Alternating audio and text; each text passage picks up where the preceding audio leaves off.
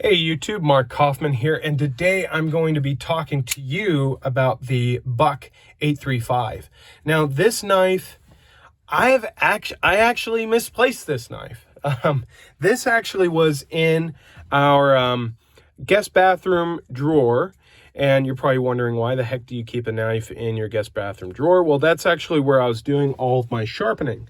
So this knife was actually the knife that I learned how to do my freehand sharpening on.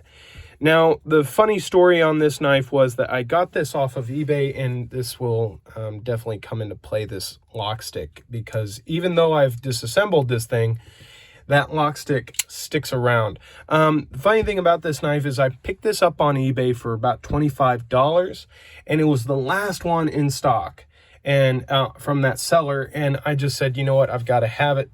And the guy said, okay, you can have it, and it was brand new, but when you would close this, the blade actually ran into the pillars.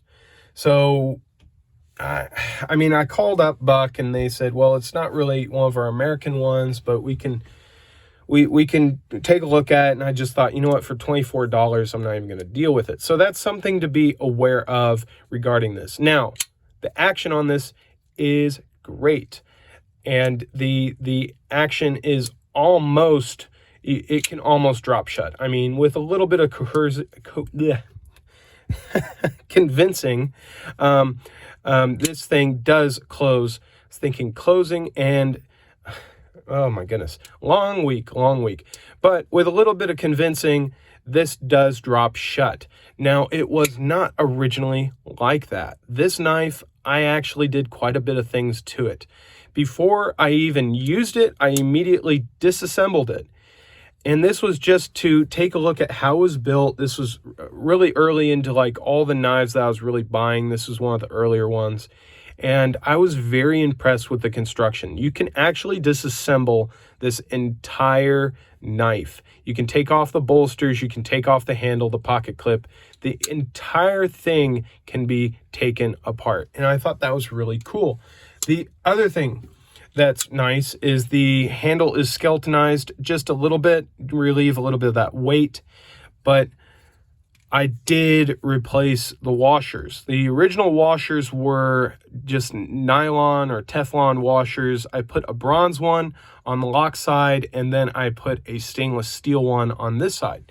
Now, before I did what I did today, this thing was just a slow roller. I mean, like I would have to just slow roll it out and then use it. And because of that, I didn't really carry it all that much.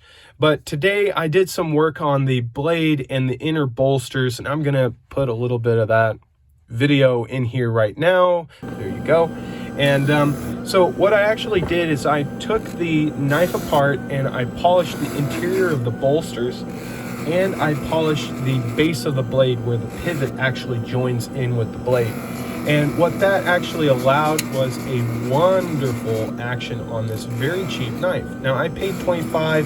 Blade HQ has it for I think $35, maybe $38. It's under $40.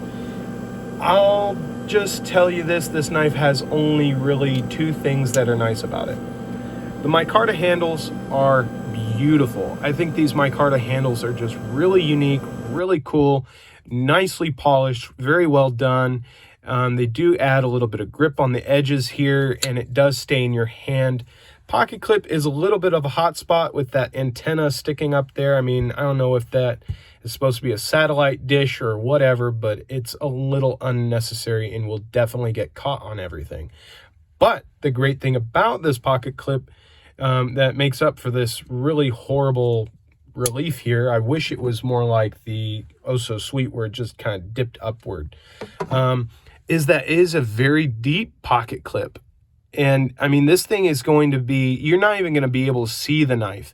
And because of the way it actually mounts into the handle, you don't have any screws getting in the way or causing any snags. And then you also have this very smooth, polished Micarta handle. So getting this in and out of your pocket is no problem at all. Now, I don't usually say this in my reviews when I review my knives, because there's supposed to be things that I like, but there's actually a reason this stayed in the guest bathroom drawer. This is based upon, and forgive me, I don't remember the knife maker's name or who designed it, but this is based upon a fixed blade that Buck actually makes, and I think it probably should have stayed that way. This knife feels like it's too thick in the handle, it's too wide, and it's too bulky and bulbous to really be that comfortable. Now, if you have smaller hands, I think you may get a better experience out of this knife, but for me, my hand feels a little bit crowded with this handle, and there's no real movement other than this. I can't really hold it any other way unless if I do something like this, just kind of get that poke, stab motion going, or if I'm wanting to just grip it, I feel cluttered. I feel claustrophobic, I guess. And I'm just going to say it now. I mean, yes, I've got this thing running really nicely. It does close very well, but I'm going to tell you, don't buy it. Don't waste your money on this. This isn't even one of their American products. There is the stamp, the dreaded stamp, made in China. I'm not going to say it's dreaded. I mean, there's tons of great Chinese knives. It's just when Buck is making Chinese knives, they don't use the Paul Boss heat treat, and that's really where this falls short. One of the sad things is I learned how to sharpen on this, and this was not the best steel to learn on. This stuff dulls up quick, doesn't last. I know it's 420 steel, but boy, they run it real soft. I don't know what they do, but it is nothing like the Paul Boss heat treat. So just because of that, I would probably say make a pass on this.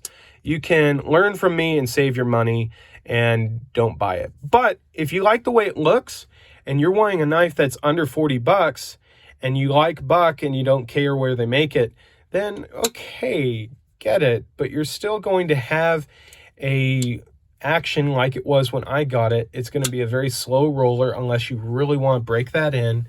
You're going to have you're just going to have a steel that you're going to have to sharpen up quite a bit, and that's just not pretty. I mean, I'm not a steel snob, but I like different steels, and when it comes to a steel that I'm constantly having to sharpen, that's a no-no.